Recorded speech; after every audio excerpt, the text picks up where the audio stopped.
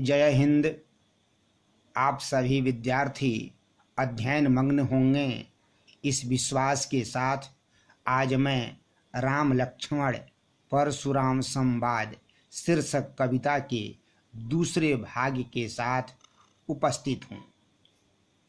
छात्रों, यह कविता 6 भागों में बांटी गई है।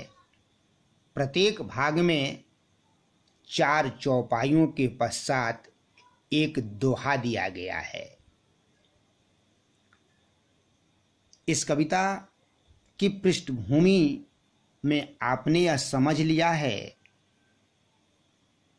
कि जनकपुर में सीता स्वयंवर में जब श्री राम ने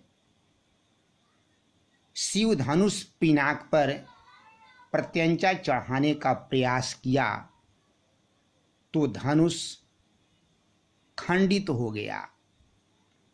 मुनि परशुराम अत्यंत क्रोधित हो गए। उन्होंने सभासदों से जब पूछा कि मेरे गुरुवर देवाधिदेव महादेव के धनुष को किसने भंग किया, तो किसी राजा महाराजा ने कोई जवाब नहीं दिया। किंतु श्री राम ने क्रोधित मुनि परशुराम का जो जवाब दिया, वहीं से यह कविता प्रारंभ होती है। श्री राम जवाब देते हुए कहते हैं, नाथ शंभु धनु भंज निहारा, होई ही केहू एक दास तुम्हारा। अर्थात हे मुनिवर, शंभु धनु शिव के धनुष को भंग करने वाला आपका ही कोई दास है, आपका ही कोई सेवक है, आपका ही कोई शिष्य है, आपका ही कोई अनुचर है। आय सुकाह कहिए किन मोही, हे मुनिवर, इस हेतु मेरे लिए आपका क्या आदेश है, यह बतलाइए। मैं इस हेतु क्या कर सकता हूँ। सुनि रिसाई बोले मुनि कोही, राम के वचन को सुनकर क्रोधित मुनि परशुराम और क्रोध की आग में जलते हुए बोले, सेवक सोजो करे सेवकाई। हे राजकुमार, सेवक वह होता है जो सेवा का कार्य करता है। जो कोई भी कार्य अपने स्वामी से पूछकर करता है उसे ही सेवक कहते हैं। किंतु अरि करनी करी करिय लड़ाई, किंतु इस धनुष को जिसने भी भंग किया है उसने मुझसे शत्रुता मोली है, इसलिए उसे मुझसे युद्ध करना पड़ेगा। फिर मुनि परशुराम जी कहते हैं, सुनहु राम जेहि शिव धनु तोड़ा। हे राम, आप सुन लीजिए कि जिसने भी मेरे गुरुवर शिव के धनुष को तोड़ा है, सहस बाहु समसोरिप मोरा, वह सहस्राबाहु अर्जुन के समान ही मेरा शत्रु है, मेरा कट्टर दुश्मन है। सो बिलगाऊ बिहाई समाजा, वह मेरा शत्रु इसी सभा के बीच उपस्थित है, अतः वह इस सभा से निकलकर मेरे समक्ष आ जाए। न तुम्हारे जय हैं सब राजा, अगर वह इस सभा से निकलकर मेरे समक्ष नहीं आया तो मैं यहाँ उपस्थित सभी राजाओं को मार डालूंगा।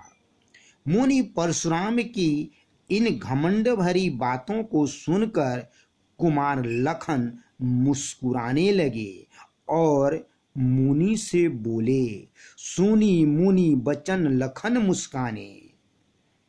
यानी मुनि परशुराम की बातों को सुनकर कुमार लखन बोले परशुधरहि अवमाने, अर्थात कुमार लखन मुनि परशुराम को अपमानित करने वाले वचन बोले।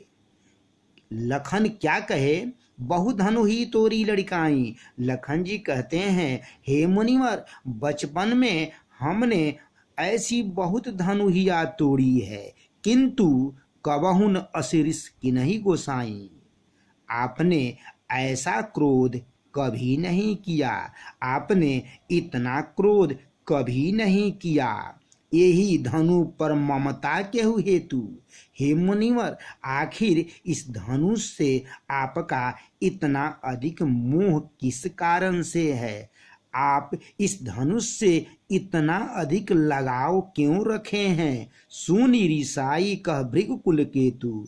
लखन की बातों को सुनकर भृगुकुल मणि मुनि परशुराम क्रोध में जलते हुए बोले। मुनि परशुराम बोलते हैं, रे नृप बालक कालबस, बोलत तो ही न संहार। रे राजा के पुत्र, तुम काल के वशीभूत होने के कारण ही संभल कर नहीं बोलता है। तुम मृत्यु के गोद में जाने के लिए तत्पर है, इसीलिए तुम होश होकर बोलता है।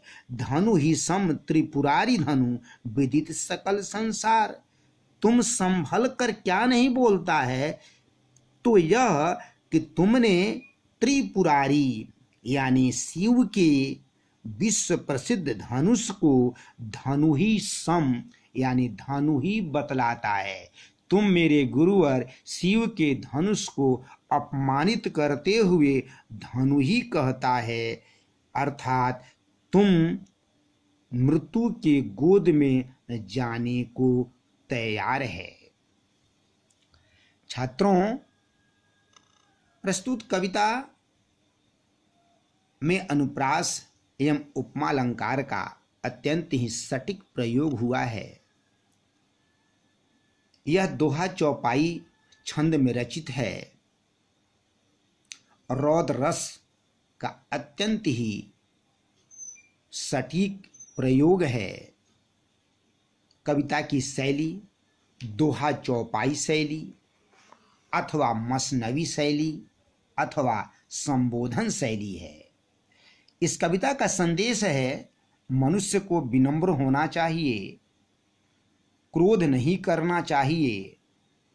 क्रोध से बुद्धि विवेक समाप्त होते हैं।